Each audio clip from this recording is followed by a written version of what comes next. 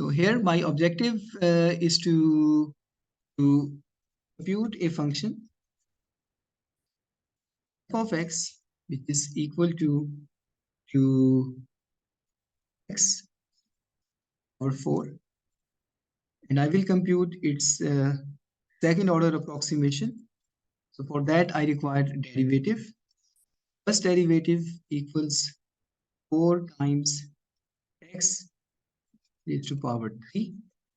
This is just the text function, and its second derivative f double prime x equals 12x squared. Okay.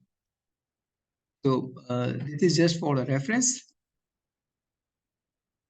The code part, Python, or just something from the calculator, define a, so first import the libraries, import numpy as np, import matplotlib.pyplot as plt, and in the second next cell I define my function f of x, and it should return the value of x raised to power 4. That's it. This is the function definition, and it has been correctly written. Next, I define the first order derivative. Let's call it df of x, and it is to return 4 times x raised to power 3. This is also correct. Then the third function define d2f x, it should return 12 times x squared. So these are the function definitions, and now define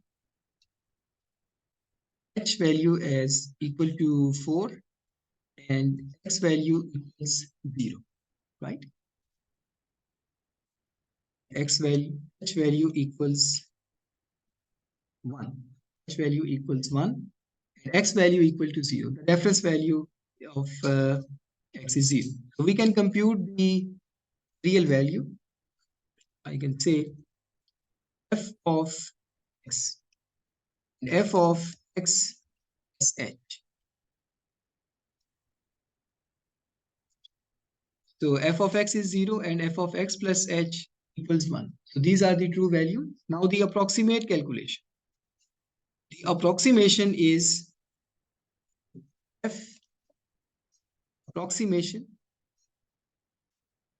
is equal to f of x plus h times df of x plus h squared d2f of x divided by 2 factorial, which is 2. And then I call the value approximation. So very simple. So the approximation is 0. Is there a problem? H times dfx, yeah, this is again 0, this is again 0, right? Right. We know that the 12x squared and 4x cubed, they are all 0, right? So this is not going to give us any good value. And if there are no problems, so let's let's change the reference to 0.5 and then see. Okay, so we have several values, 0.0625, and then let's calculate the approximation. Okay, approximation is 2.0625, right? We can calculate the error. Now let's test the values at different step sizes. And then later on I will plot the values. So I define say, capital H as a numpy array. My objective is to study the variation of error with H. Practically, we know in our approximation, it will vary with H raised to the power 3, right?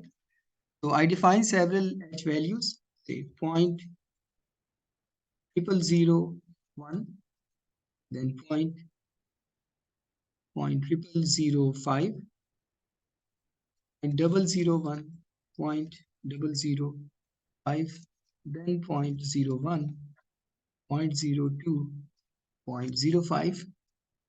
I'm so generous because computer is going to do the calculations for me. So I can write any big array. Right? So then 0.1, 0.2, and 0.5. So many values. And then define the size of this vector. So NV is equal to numpy size of H. Now the calculations. So for I in range, for every step value, for every step size, I'm going to compute the function, exact function, and also the approximation to the function with the second order approximation, right? So in range to NV, okay, let's define vector for error as well. So error is equal to numpy zeros of size NV and of type float, right? NV, integer value will come from the size of H, the number of elements in H. So for every value, exact value will be computed, approximation will be computed, and then error will be computed. So I first compute the exact value.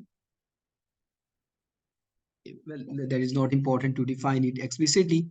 Compute the approximation. FP. Approximation is equal to f of x plus h times. Now I have to pick h value. So h of I, asterisk, the derivative, df of x plus h squared I times h of I. I have taken one value from the h, so h squared times second derivative d2f of x and divided by 2 factorial, which is 2. Right. So the approximation has been computed at a defined value of h. Now let's compute the error. So error in this calculation at ith step will be equal to, okay, I define numpy absolute of the approximation AP minus the exact value. Exact value can be directly computed at f of x plus h because we have the exact function known. We are testing our approximation against the known exact value. This is the approximation. Okay, that's great. That's great. F of x plus h. Yes, this should be the consistent h of I. These are the differences that you have to consider while programming. Okay. So these are the things, and we are ready. So that's the end of loop mark. I use this type of writing convention. You have your own choice. So that is my mark to remind me that the loop has been completed. And then I go for a blank line.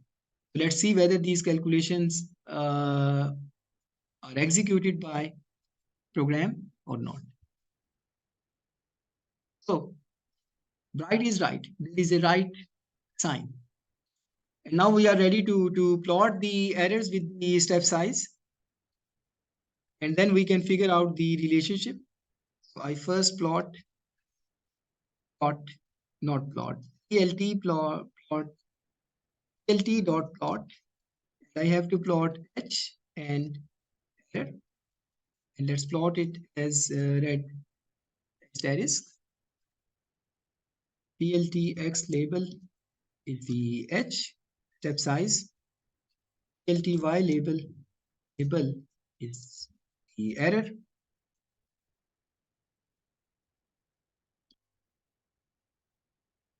So we have one star visible. Oh, there are several stars, right? So let's ask Python to draw the line. So what line is appropriate by Python? So make another plot statement with the same data, error, and ask for a blue line through these points. But the points look better. They are drawn like circles. The same data. So Python suggests a line like this, right? Since I have not chosen the step size, the h values evenly, therefore you can see the different straight lines which are to join the two points, right? So the next strategy to figure out the relationship. So we have to do the regression. So for a quick way of doing the regression, I get the regression between log of error and log of h, right? Or let's see the other picture. Plot h, capital H, errors as blue line, and plt x scale to log, and I set the other scale plt y scale to log.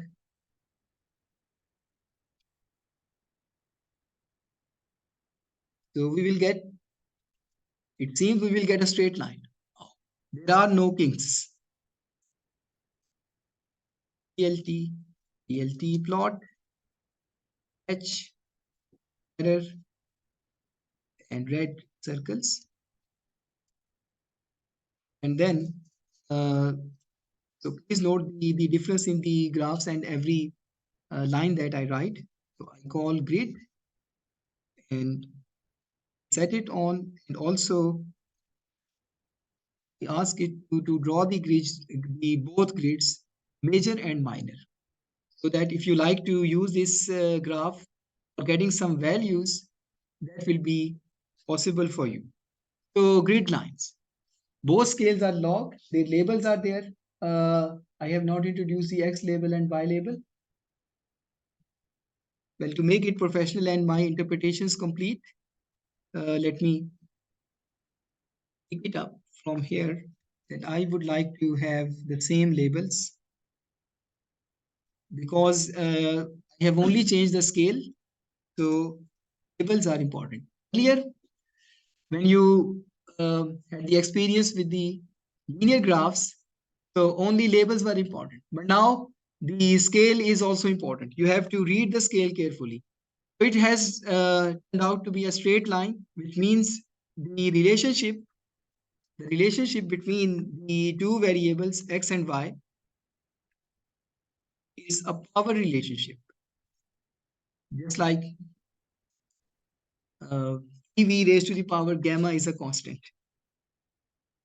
So now we are looking for a relationship between the two. Okay. The relationship is like y equals ax raised to the power b.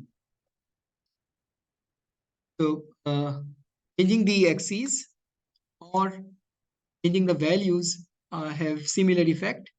So with all the theory that we have built in the earlier classes, now I plot log of y.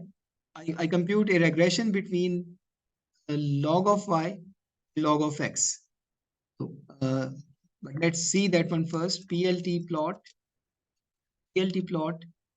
I call numpy log of h NumPy log of error, and the similar picture is going to be revealed. So red.